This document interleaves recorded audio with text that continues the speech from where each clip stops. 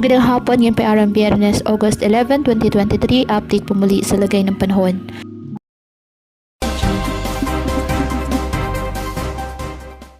Patuloy po na lumalakas ang binabantayang bagyo sa labas ng Philippine Area of Responsibility na may international name na LAN.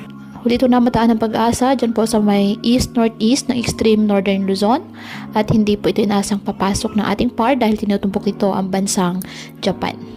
Samantala, magpapaulan po sa ilang lugar ng Southern Luzon, Visayas at Mindanao ang isang low pressure area. Nasa loob po ng ating Philippine Area of Responsibility sa may silangan ng Burungan, Eastern Samar. Mababa naman sa ngayon ang tsansa nitong lumakas bilang isang bagyo. Ngunit patuloy pa rin natin itong i-monitor. Hanging habagat po ang patuloy na nakakaapekto ngayon sa ating bansa.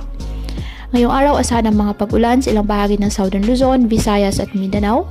Magpapatuloy po yan hanggang ngayong hapon at gabi at uulanin na rin ilang pang bahagi ng bansa. Posible ang heavy to intense rain sa ilang lugar kaya maging handa sa mga banta ng pagbaha at landslide. Kaya patuloy po na pinag-iingat ang ating mga kababayan sa mga posibleng pagbaha at pagguho ng lupa lalo na kapag may malalakas na ulan at ugaliin po na magdala palagi ng payong o kahit anumang pananggas sa ulan kapag lalabas ng ating mga tahanan. At yan po muna ang update sa lagay ng panahon ngayong araw. Muli patuloy po tayo na mag-ingat at palaging tandaan, God loves you. Stay safe and God bless po.